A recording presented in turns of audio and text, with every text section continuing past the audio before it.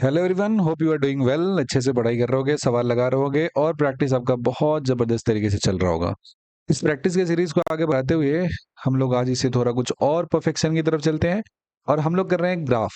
Graph का हमारा एक सेशन हो चुका है जिसमें थॉरली हमने 20 क्वेश्चन कवर किए थे विद की कॉन्सेप्ट्स, जितने से आपके सवाल सारे के सारे बन जाते हैं।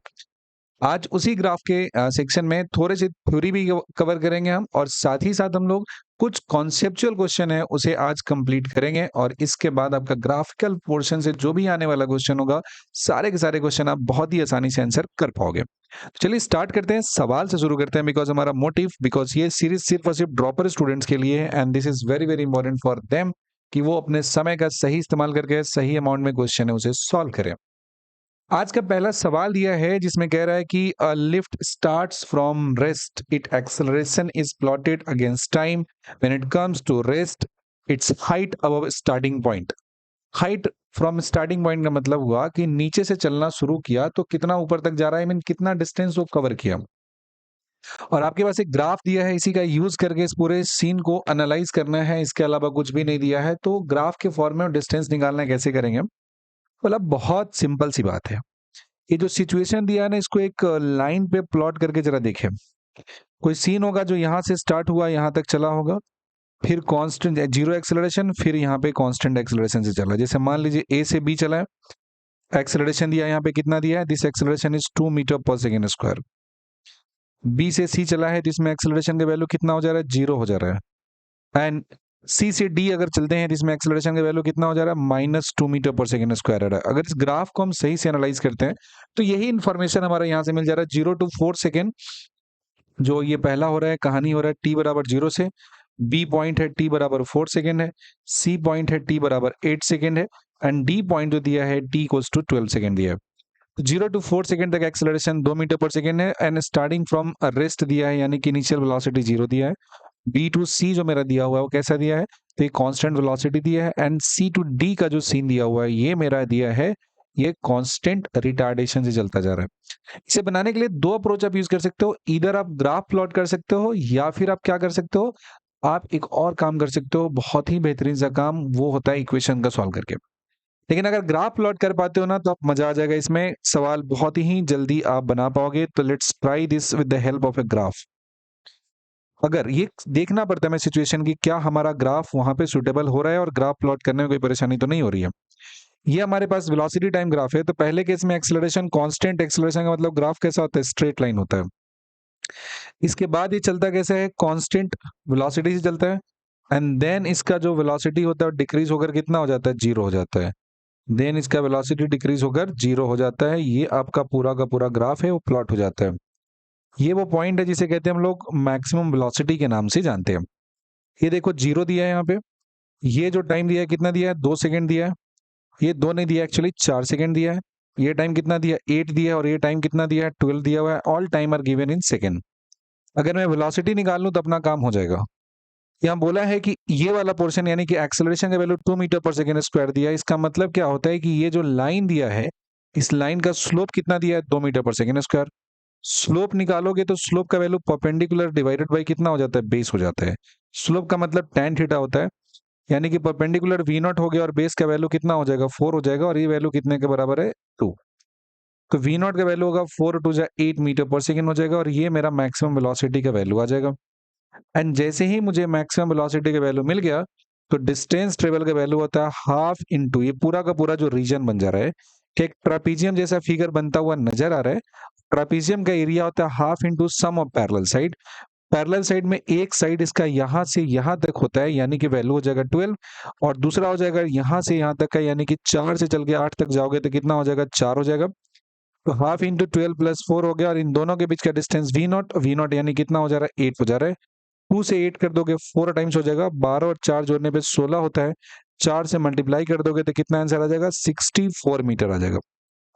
तो देख सकते हो कि एक्सेलरेशन टाइम ग्राफ को हमने वेलोसिटी टाइम ग्राफ में कन्वर्ट किया, और कन्वर्ट करते आज के क्वेश्चन थोड़े कॉन्सेप्चुअल होंगे, इसलिए मेरा जो रफ्तार है वो थोड़ा मॉडरेट होगा, वो आपको समझ में बेटर आए इसलिए।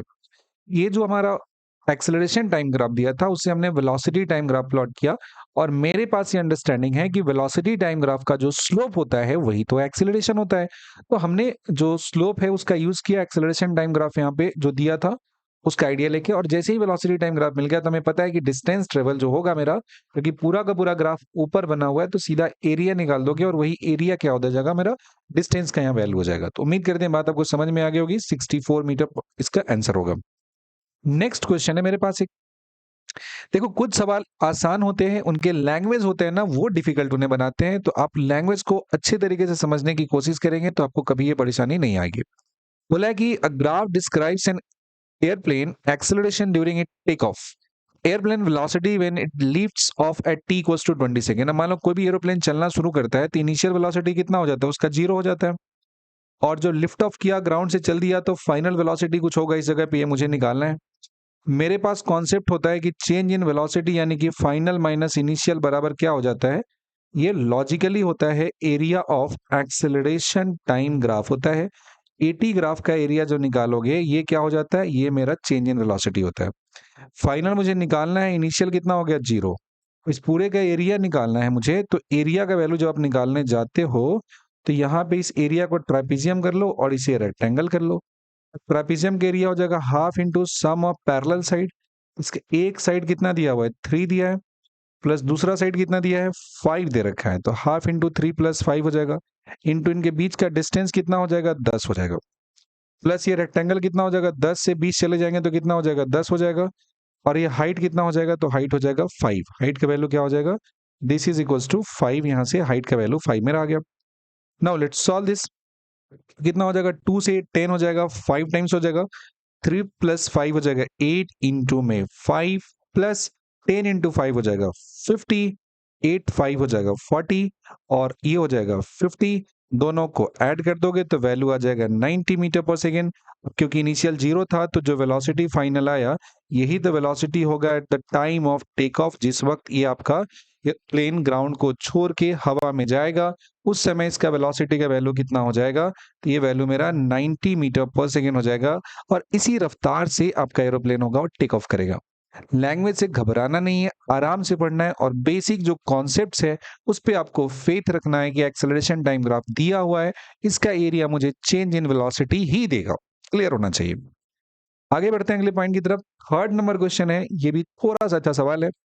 बोला गया इसमें कि a particle is moving along a straight line whose velocity displacement graph is as shown in the figure, what is the magnitude of acceleration when displacement is 3। इस वक्त एक्सेलरेशन पूछा गया है, ग्राफ किसके किसके बीच में दिया है, तो ग्राफ गिवन है आपका, वेलोसिटी दिया है और इस एक्सिस पे डिस्प्लेसमेंट एस दिया हुआ है। जैसे इसको पढ़ेंगे तो हमें पता होना चाहिए कि एक्सेलरेशन का जो वैल्यू होता है वो कितना हो जाता है, ये वैल्यू हो जाता है v times dv by dx होता है, v times dv by dx होता है। और कोई भी ग्राफ v और जो दिया है हमारा किसके बीच में, s के बीच में दिया है, let's v dv by ds, तो यहाँ पे जो dv बाई ds टर्म होता है, ये टर्म क्या डिनोट करता है, ये टर्म स्लोप को डिनोट करता है। ठीक है, और जो 3 मीटर दिया है हमारा पोजीशन, उस वक्त में जो वेलोसिटी का वैल्यू दिया है, कितना दिया है, वेलोसिटी का वैल्यू 4 मीटर पर सेकंड दिया है। तो वेलोसिटी का वैल्यू इस इक्वेशन में तो मुझे मालूम है, एक्सेलरेशन का ये फॉर्मूला होता है। आमतौर पे हमारे दिमाग में एक्सेलरेशन का नाम सुनते ही a बराबर dv बाई dt आता है, लेकिन ऐसा नहीं, v times dv by ds भी यूजफुल फॉर्मूला है, जहां पे उसका रिक्वायरमेंट होगा उसी से सॉल्व करना होगा। a equals to v times dv by ds हुआ, जहां पे dv बाई ds का मतलब स्लोप होता है। स्लोप का मतलब होता है कि कर्व पे जो टेंजेंट प्लॉट करते हैं, कर्व पे जो टेंजेंट प्लॉट करते हैं, वो टेंजेंट जो दिया होता है डिस्प्लेसमेंट एक्सिस से कितना एंगल बनाता है, तो यहाँ पे मुझे देख कर लग रहा है 60 डिग्री का एंगल यहाँ पे बन जा रहा है। एंगल का वैल्यू कितना दिया है, दिस इज 60 डिग्री। तो जो स्लोप का वैल्यू हो जाएगा यानी कि dv बाई ds, मैग्नीट्यूड की अगर हम बात करें तो ये कितना हो जाएगा, निगेटिव में होगा, लेकिन हम इसका मैग्नीट्यूड लिखेंगे तो tan 60 हो जाएगा, और tan 60 का मतलब कितना होता है, √3 हो जाता है। तो एक्सेलरेशन a है मेरा, ये है v times dv by ds है। Just put the value, velocity v का वैल्यू कितना दिया है 4 मीटर पर सेकेंड दिया है, एंड dv बाई ds का वैल्यू क्या दिया है, √3 दिया है। तो सॉल्व करने से जो मेरा एक्सेलरेशन का वैल्यू आ जाएगा, this is 4√3 metre per second square, कितना आता है 4√3 metre per second square. So this is a very good application of formula of acceleration. इतना इंट्रिकेट ग्राफ देख के घबराना नहीं था, बेसिक लॉजिक लगाना था। And acceleration equals to v times dv by ds, ये आप अप्लाई करते हैं और अप्लाई करते ही आपका जो एक्सेलरेशन है इसका वैल्यू कैलकुलेट होकर आ जाता। So we must revise this concepts की जो एक्सेलरेशन का दो ही फॉर्मूला है, v और t ग्राफ है तो dv बाई dt, और v और s ग्राफ है तो v times dv by ds। बस अच्छे से अप्लाई करके आराम से कैलकुलेशन कर लेना है। Moving ahead to the next question, ये सवाल जो दिया है इसमें आपको ग्राफ कन्वर्ट करना है। This is one of the finest question. The velocity displacement graph of a particle shown in the figure, then acceleration displacement graph for the same particle is represented by a और x के बीच में graph बनाना है, b और x के बीच में graph दिया है। सबसे पहले ग्राफ को देखते ही मेरे दिमाग में आया कि ग्राफ कैसा है। मेरा ग्राफ जो दिया हुआ है एक स्ट्रेट लाइन ग्राफ दिया हुआ है। स्ट्रेट लाइन ग्राफ का मतलब होता है y is equal to mx plus c के फॉर्मेट पे होता है। y एक्सिस यानी कि वेलोसिटी भी दिया है। स्लोप इस ग्राफ का नेगेटिव हो जाएगा बिकॉज एंगल 90 से ग्रेटर है। स्लोप का वैल्यू हो जाएगा v not by x not हो जाएगा, यानी कि स्लोप m का वैल्यू कितना हो गया, निगेटिव में हो गया, v नॉट बाई कितना हो जाएगा, एक्स नॉट हो जाएगा। वेलोसिटी भी बराबर निगेटिव में हो जाएगा, v not by x not हो गया, ये हो गया स्लोप का वैल्यू। डिस्प्लेसमेंट x हो गया, और इंटरसेप्ट c का मतलब इंटरसेप्ट होता है जो कि यहाँ पे कितना दिया है, v नॉट दिया हुआ है। ये मेरा वेलोसिटी आ गया। अब एक्सेलरेशन a का वैल्यू होता है v times dv by dx होता है, v times dv by dx, जहां पे dv बाई dx का मतलब होता है वेलोसिटी एंड x ग्राफ का स्लोप होता है।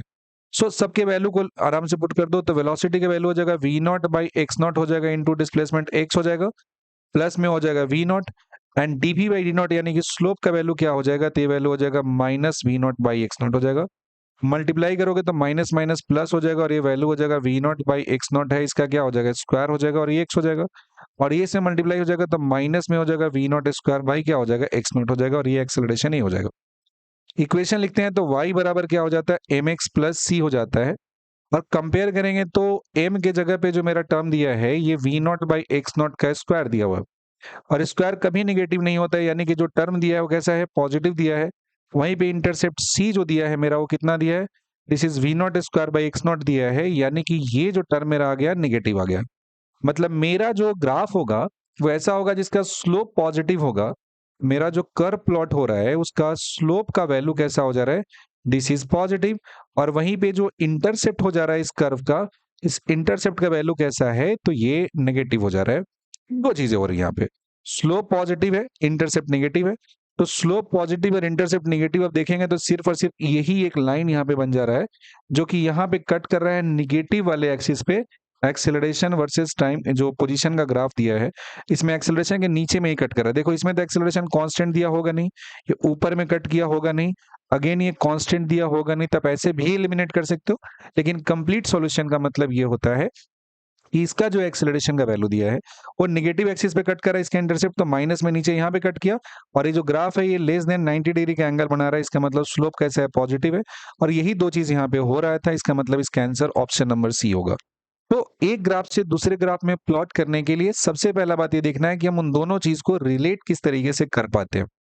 अगर आप अच्छे से रिलेट कर पाएंगे तो आपका ग्राफ है वो आसानी से कन्वर्ट एक फॉर्म से दूसरे फॉर्म में हो जाएगा। नेक्स्ट क्वेश्चन, ये सवाल एक काफी सारे पॉइंट्स को एक साथ में इलेबोरेट करता है। बोला कि which of the following velocity versus time graph shows A realistic situation of a body. Realistic situation जो होता है ना, इसमें कुछ कुछ बात आपको याद रखना है। रियलिस्टिक सिचुएशन की अगर हम बात करें, पहला होता है कि डिस्टेंस का जो वैल्यू होता है ना कभी भी नेगेटिव नहीं होता, always greater than equals to 0 होता है। जो स्पीड का वैल्यू होता है, कोई भी ऑब्जेक्ट अगर चल रहा है तो ये वैल्यू कैसा होता है, कभी नेगेटिव नहीं होता है। थर्ड पॉइंट होता है एक टाइम पे दो पोजीशन पॉसिबल नहीं होता है। एक टाइम पे दो पोजीशन पॉसिबल नहीं होता है, इसका मतलब कि अगर पोजीशन वर्सेस टाइम ग्राफ बनाते हैं और टाइम एक्सिस के परपेंडिकुलर लाइन आप प्लॉट करते हैं, अगर एक ग्राफ को दो जगहों पे कट कर देता है तो ये सिचुएशन पॉसिबल नहीं होता है। अगला पॉइंट होता है कि किसी भी तरह का ग्राफ हो जाए, जैसे मान लो कि पोजीशन टाइम ग्राफ हो जाए, इसका स्लोप कभी भी 90 डिग्री नहीं हो सकता है। पोजीशन टाइम ग्राफ है तब भी इसका स्लोप का जो वैल्यू हो जाएगा कभी भी 90 डिग्री नहीं हो सकता है। ये अगर ऐसा सिचुएशन हो जाए तो ये गलत है। भाई ग्राफ दे दिया तो इसका एंगल कितना बन जा रहा है, 90 डिग्री होगा। तो इस तरह के जो ग्राफ होंगे वो हमारे लिए पॉसिबल नहीं है, इस सिचुएशन में वो नहीं बन सकता है। जैसे बोला गया कि रियलिस्टिक सिचुएशन के लिए, इसे मतलब which of the following velocity time graph shows a realistic situation. अब एक एक ग्राफ का एक एक पॉइंट है, एनालाइज करते हैं। ये वेलोसिटी टाइम ग्राफ है, इसमें टाइम एक्सिस के परपेंडिकुलर प्लॉट कर दिया, तो ये ग्राफ को दो जगहों पे कट करता है। दो जगहों पे कट करने का मतलब दो वेलोसिटी होता है, और किसी गिवन टाइम पे किसी गिवन पार्टिकल का दो वेलोसिटी नहीं हो सकता है। किसी गिवन टाइम पे एक पार्टिकल के पास दो वेलोसिटी नहीं हो सकता है, एक टाइम पे एक ही वेलोसिटी हो सकता है। अगेन ये वेलोसिटी टाइम ग्राफ दिया, इसमें भी टाइम एक्सिस के परपेंडिकुलर लाइन आप प्लॉट करोगे तो ग्राफ को दो जगहों पे कट करेगा। दो जगहों पे कट किया, इसका मतलब हमारे पास दो वेलोसिटी हो गए, और किसी भी मूविंग ऑब्जेक्ट के लिए दो वेलोसिटी पॉसिबल नहीं होता है। अगेन वेलोसिटी टाइम एक्सिस है, इसके इसमें टाइम एक्सिस के परपेंडिकुलर प्लॉट कर देंगे। इसमें तो एक गिवन टाइम पे ग्राफ को तीन जगहों पे कट कर दिया, इसका मतलब मेरे पास तीन वेलोसिटी हो गया, और किसी भी ग्राफ के लिए गिवन टाइम पे तीन वेलोसिटी संभव नहीं है, इसलिए ये भी आंसर नहीं होगा। So the most accurate option is option number 1। Clear है? बहुत फंडामेंटल बात है, याद रखना है। गिवन टाइम पे ऑब्जेक्ट के पास एक ही वेलोसिटी होता है, गिवन टाइम पे ऑब्जेक्ट के पास एक ही पोजीशन होता है, एक से ज्यादा ना वेलोसिटी हो सकता है, ना एक से ज्यादा पोजीशन पे आपका ऑब्जेक्ट रह सकता है। Moving ahead to the next point, again ये बहुत ही फैंटास्टिक क्वेश्चन है। इसमें इक्वेशन से कन्वर्ट करके ग्राफ लाना है। बोला है कि distance travel by body moving along a straight line in time t is proportional to t की power 3। Let's say x distance है तो प्रोपोर्शनल t की पावर 3 है। प्रोपोर्शनल हटा देंगे तो some constant would be there, और ये कितना होगा? पावर 3 हो जाएगा। तो वेलोसिटी का वैल्यू निकालना पड़ेगा मुझे, तो वेलोसिटी कितना होता है? dx बाई dt हो जाता है। सो this is constant, and tq कितना हो जाता है? 3t स्क्वायर हो जाता है। तो वेलोसिटी v का वैल्यू कितना हो जाता है? 3c हो जाता है, और ये कितना होता है? t स्क्वायर हो जाता है। 3c होता है और ये कितना हो जाता है? t स्क्वायर होता है। तो यहाँ पे देखोगे जैसे जैसे टाइम बढ़ते जा रहा है वेलोसिटी बढ़ते जा रहा है कि नहीं जा रहा है? टाइम अगर इंक्रीज करते जा रहा है, इसका मतलब वेलोसिटी क्या होते जा रहा है? बढ़ते जा रहा है, बिकॉज वेलोसिटी बराबर some constant into t square दिया हुआ है। टाइम बढ़ने से वेलोसिटी बढ़ता है। अब एक ग्राफ जो दिया है इसके एलिमिनेट करते हैं यहाँ से। इसमें जो टाइम बढ़ने के साथ वेलोसिटी कांस्टेंट दिया हुआ है, इसमें टाइम बढ़ने के साथ वेलोसिटी डिक्रीजिंग दिया हुआ है, और ये ग्राफ स्ट्रेट लाइन है। स्ट्रेट लाइन तो पावर 1 का ना होता है। ये तब होता है जब वेलोसिटी बराबर कितना होता है? कांस्टेंट इनटू टी ना होता है, डायरेक्टली प्रोपोर्शनल में आता। ये गलत हो गया। टी स्क्वायर, जहां स्क्वायर आ जाए इसका मतलब क्या होता है? इसे पैराबोलिक ग्राफ होता है। क्वाड्रेटिक इक्वेशन जहां भी दिया है उसका ग्राफ कैसा होता है? पैराबोलिक। ये बढ़ते जा रहा है इसलिए ग्राफ ऊपर की तरफ हो गया।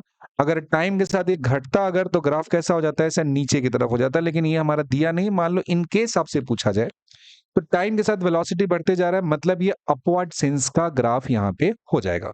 तो अगर टाइम इंक्रीज करते जा रहा है तो मूविंग ऑब्जेक्ट का जो वेलोसिटी होगा वो इंक्रीज करते जा रहा है, और इस तरीके से पोजीशन और टाइम को रिलेट करके हम एक दूसरे में कन्वर्ट कर सकते हैं। कोई दिक्कत नहीं होना चाहिए।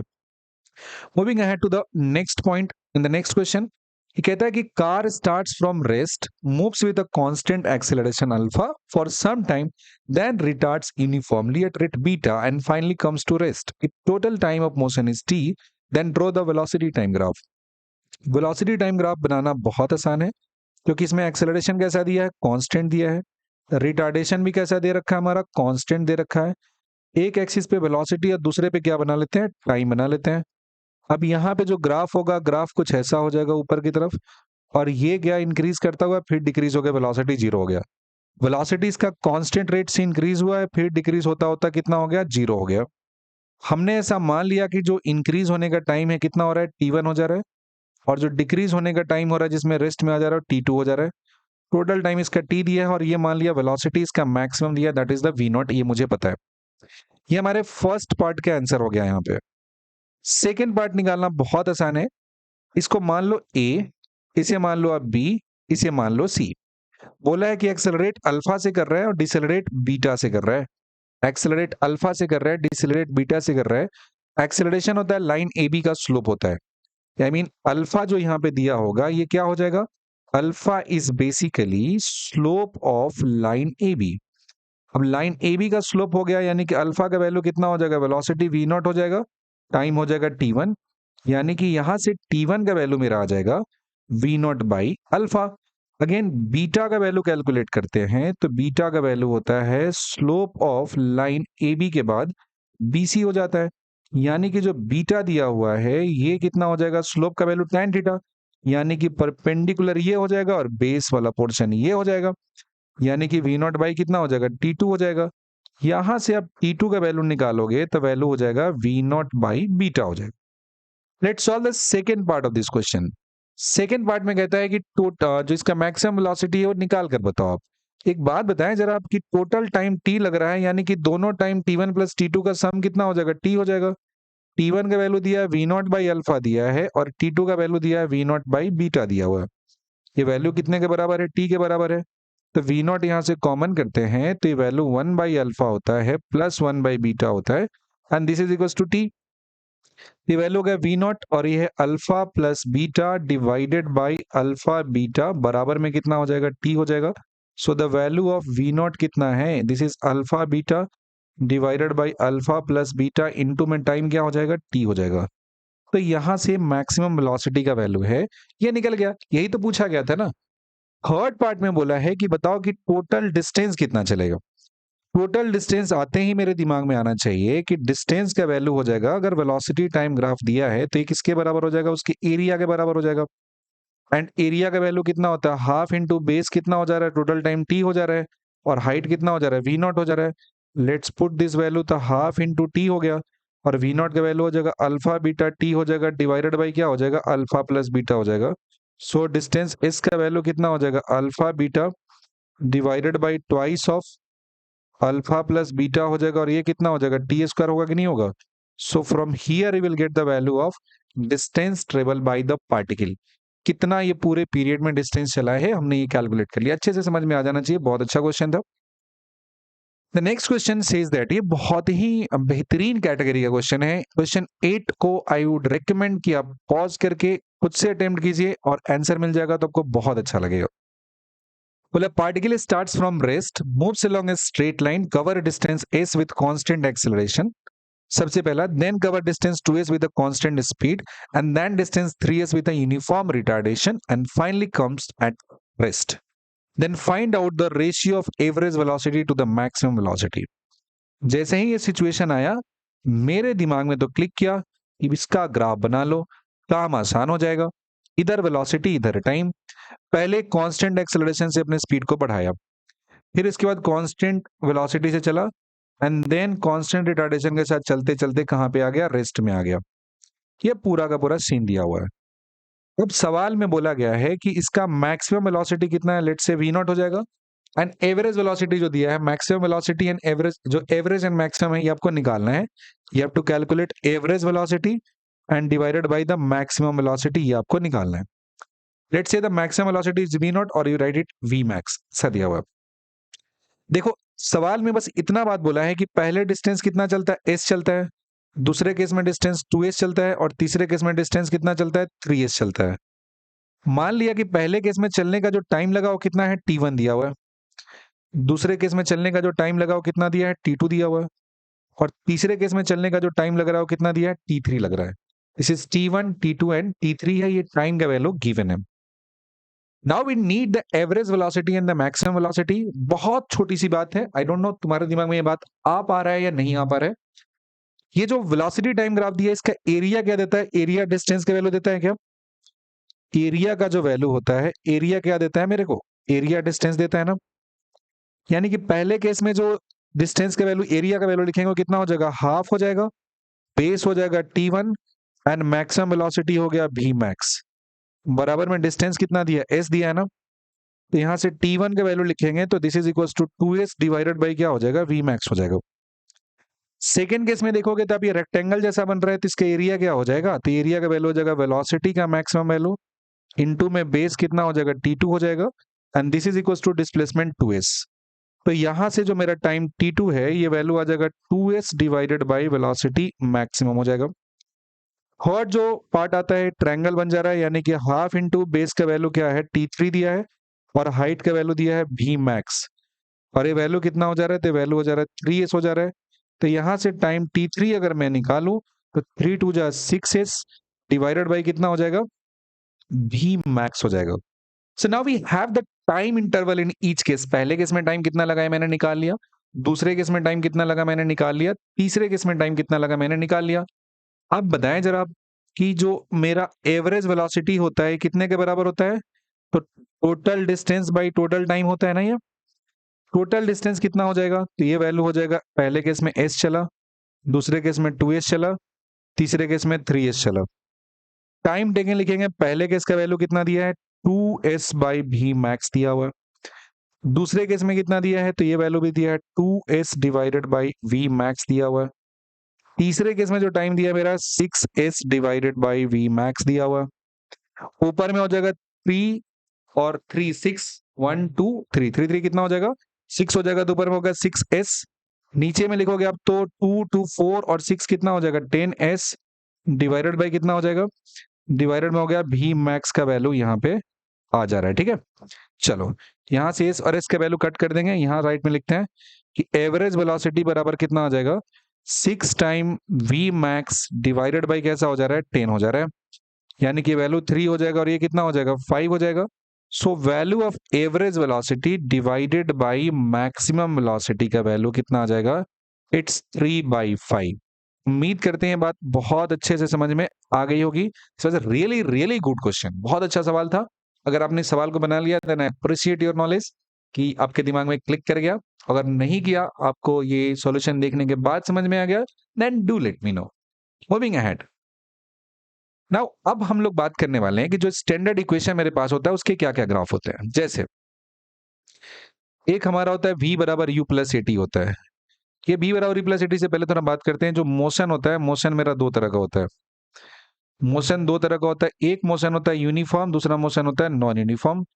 इन दोनों में क्या फर्क है, अगर यूनिफॉर्म मोशन हम देखें जरा और नॉन यूनिफॉर्म देखें तो फर्क सिर्फ और सिर्फ एक्सेलरेशन का है। एक में एक्सेलरेशन होता है, दूसरे में एक्सेलरेशन नहीं होता है। यूनिफॉर्म है तो एक्सेलरेशन 0 हो जाएगा एंड वेलोसिटी का वैल्यू कैसा हो जाएगा, यहाँ पे कांस्टेंट हो जाएगा। नॉन यूनिफॉर्म दिया है, इसका मतलब in case of non uniform जो एक्सेलरेशन है इसका वैल्यू 0 नहीं होगा और वेलोसिटी कैसा हो जाएगा, this becomes variable. Velocity change करता रहेगा, बदलता रहेगा। तो अब यूनिफॉर्म हो गया, इसका अगर हमें ग्राफ बनाना पड़े तो इसमें क्या होगा, सबसे पहला बात चला कि यूनिफॉर्म में जो वेलोसिटी है चेंज नहीं कर रहा है, तो velocity time graph would be like this, ये स्ट्रेट लाइन हो गया। यहीं पे अगर मेरे को एक्सेलरेशन टाइम ग्राफ बनाना पड़ेगा, किसके लिए, यूनिफॉर्म मोशन के लिए, इस एक्सिस पे एक्सेलरेशन हो गया और ये टाइम दिया है, तो इसका एक्सेलरेशन कैसा हो जा रहा है, 0 हो जा रहा है। तो एक्सेलरेशन ग्राफ कैसा होगा, ये टाइम एक्सिस को टच करता हो जाएगा। वहीं पे पोजीशन टाइम ग्राफ अगर इसका बनाना पड़े तो यूनिफॉर्म मोशन वाले में पोजीशन एस का वैल्यू कितना हो जाता है, वेलोसिटी इंटू टाइम टी हो जाता है। इसका वैल्यू क्या हो जाता है, वेलोसिटी इंटू टाइम टी हो जाता है। अगर ये ग्राफ बनाएंगे एस वर्सेस टी का ग्राफ बनाएंगे तो टाइम का डायरेक्टली प्रोपोर्शनल हो गया, ये ग्राफ कुछ ऐसा होता है। तो अगर मोशन मेरा यूनिफॉर्म है तो ये 3 कैटेगरी का ग्राफ होता है। क्लियर अंडरस्टैंडिंग बहुत जरूरी है, इसमें बहुत कम ग्राफ होते हैं। वहीं बात करें हम नॉन यूनिफॉर्म मोशन का, इसमें बहुत सारा इक्वेशन है। जैसे पहला इक्वेशन मेरा नाम आ गया v equals to u plus a t हो जाता है। नेक्स्ट इक्वेशन होता है s is equals to u t plus कितना हो जाता है, हाफ ए टी स्क्वायर हो जाता है। And third equation is v square equals to u square plus 2s। तो ये तीनों सिचुएशन का जो ग्राफ होता है ये कैसे प्लॉट करते हैं, कैसे एनालाइज करते हैं देखना है, बिकॉज कुछ केसेस में आपको ये बात पता होना चाहिए। ग्राफ का थ्योरी है जो हम सबसे एंड में पढ़ रहे हैं। बेसिक्स पॉइंट हमने पहले कंप्लीट किया और उस पर सारे सवाल कर लिए, एक भी सवाल ऐसा नहीं कि जो अटका है। चलो सबसे पहला देखते हैं v equals to u plus a t जो मेरा कर्व दिया है, इसमें बात करें इसका एक एक करके कंडीशन हम यहाँ पे एनालाइज करते हैं। सबसे पहला लेते हैं कि u का वैल्यू कितना हो जाए, 0 हो जाए। u का वैल्यू 0 हो जाएगा तो v बराबर हो जाएगा मेरा ए टी, यानी कि जो इसका ग्राफ होगा, graph is something that passes through the origin. ये v वर्सेस t ग्राफ हो जाएगा। ठीक है, ऐसा होगा, ऐसा ओरिजिन से पास करता हुआ ग्राफ यहाँ पे दिख जाएगा। पहला केस हो गया। दूसरा केस देखोगे कि यहाँ पे u का वैल्यू दिया है, v बराबर u प्लस ए टी है, मतलब u का वैल्यू 0 नहीं है। इसमें दो केस होते हैं। दो केस का मतलब कि एक्सेलरेशन का वैल्यू मेरा पॉजिटिव दिया है। एक्सेलरेशन का वैल्यू पॉजिटिव है यानी कि समय के साथ इसका जो वेलोसिटी होगा वो क्या करेगा, इंक्रीज करेगा ना। अगर मेरा एक्सेलरेशन पॉजिटिव दिया है इसका मतलब समय के साथ इसका जो वैल्यू होगा वेलोसिटी का वो इंक्रीज करेगा। तो एक्सेलरेशन पॉजिटिव है तो कुछ इस तरीके से पास हो जाएगा। समझ में आ गई बात। ये हो गया एक्सेलरेशन कैसा हो गया, पॉजिटिव हो गया इसका। इसी में अगर एक्सेलरेशन इसका नेगेटिव हो जाए, यहाँ पे जो मेरा एक्सेलरेशन आ जा रहा है दिस इज पॉजिटिव, तो ग्राफ का सेंस कैसा हो गया, ऊपर की तरफ हो गया, अपवर्ड सेंस में हो गया। अगर यही इसका एक्सेलरेशन कैसा है, नेगेटिव दिया हुआ है, तो इसका मतलब जो ग्राफ होगा वो ग्राफ का जो सेंस होगा किधर की तरफ हो जाएगा, ये ग्राफ का सेंस नीचे की तरफ हो जाएगा। This is v versus t। Velocity versus time graph हो जाएगा, तो ये कैसा गया, नीचे की तरफ गया ना। तो यहाँ पे क्या डिनोट कर रहा है कि एक्सेलरेशन निगेटिव है, यानी कि समय के साथ जो इसका वेलोसिटी का मैग्नीट्यूड हो रहा है वो डिक्रीज करता जा रहा है, घटता हुआ जा रहा है। आगे हो सकता है कि टाइम एक्सिस के नीचे भी चला जाए, लेकिन वो फर्दर सिचुएशन होगा तो डिसाइड करेंगे। यहाँ के लिए समझिए कि एक्सेलरेशन पॉजिटिव तो अपवर्ड हो जाएगा, एक्सेलरेशन नेगेटिव है तो डाउनवर्ड हो जाएगा।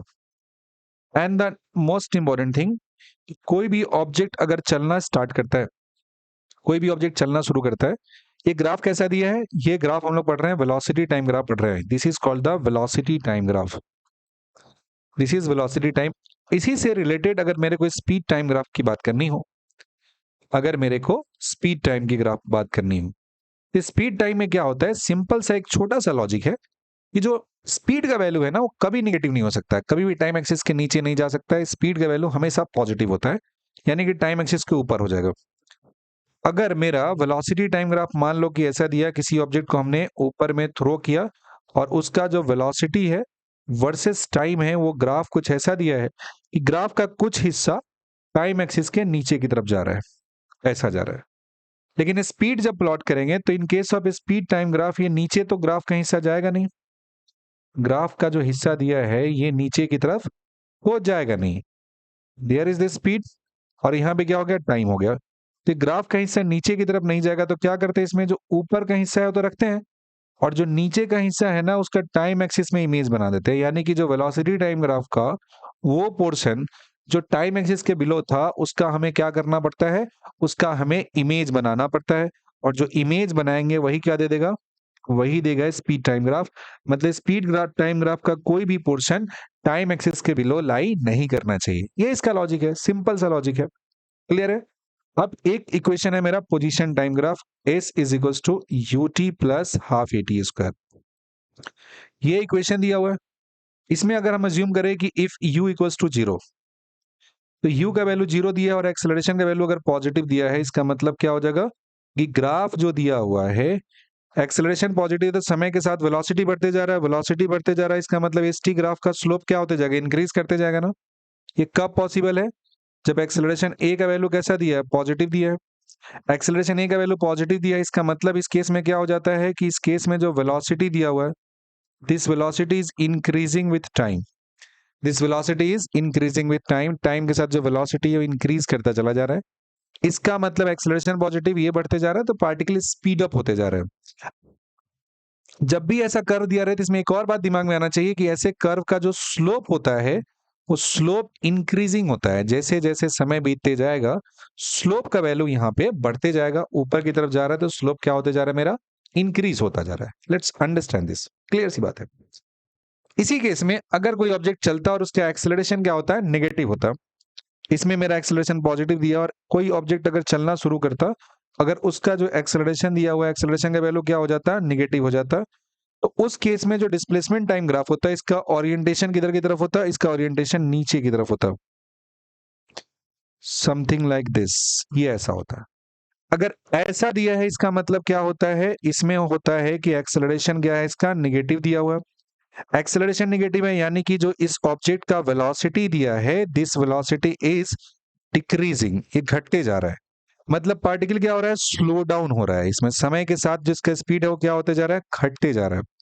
ऐसा कर्व दिया है, इसका मतलब इसका स्लोप का वैल्यू क्या है, इस कर्व का, तो इस कर्व का स्लोप का वैल्यू डिक्रीजिंग दिया है आपका। ये स्लोप का वैल्यू समय के साथ घटते जा रहा है, डिक्रीज करता हुआ चला जा रहा है नीचे की तरफ। ये जो पोजीशन टाइम ग्राफ है, इसको कैसे आसानी से आप रिलेट कर सकते हो, ये आपने देख लिया, इक्वेशन दिया है उससे आपको बेसिक फॉर्मेट में समझना है। टी स्क्वायर में होगा तो इसे पैराबोला होगा, सिर्फ टी होगा तो स्ट्रेट लाइन हो जाएगा। ऊपर की तरफ जा रहा है तो स्लोप इंक्रीजिंग होगा जैसा कि इसमें दिया हुआ है, नीचे की तरफ होगा तो स्लोप कैसा होगा, डिक्रीजिंग हो जाएगा। ऊपर की तरफ है तो स्लोप इंक्रीजिंग है और नीचे की तरफ है तो स्लोप डिक्रीजिंग हो जाएगा। ये बेसिक सा पॉइंट है। I hope you have understood this graph section completely. आपके सारे क्वेश्चन कंप्लीट अब हो जाएंगे, कहीं से आप सवाल बना सकते हो और किसी भी तरह का डाउट हो तो do ask me your doubt. Telegram पे लिंक गिवन है, आप वहां पे पूछ सकते हो।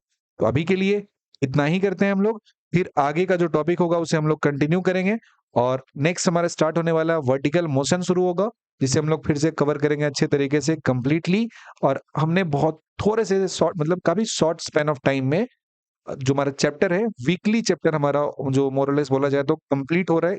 इस पेस में चले तो बहुत जल्दी अपना सिलेबस कवर कर लेंगे। लास्ट वीक हमने मैथमेटिकल टूल कंप्लीट किए थे। इस वीक हमने मोशन एंड स्ट्रेट लाइन का एक ठीक ठाक पोर्शन कंप्लीट कर लिया। अब वर्टिकल मोशन एक दूसरा सेक्शन है, उसे आगे कवर करेंगे। तो उम्मीद करते हैं आपका सिलेबस भी इसी पेस पे चल रहा होगा। सिलेबस अच्छे तरीके से कवर कीजिए, सवाल खूब प्रैक्टिस कीजिए, भी जाकर रिजल्ट आएगा। विदाउट प्रैक्टिस रिजल्ट नहीं आता है। एंड एट द एंड ये सब कुछ आपको कैसा लगा? अगर मन हो then do write your whatever comes in your mind after watching this. If you come so far, अगर आप आखिरी तक आ गए हो, एंड तक आ गए हो, then do write whatever you feel about this. So thank you and bye bye and wish you all the very best.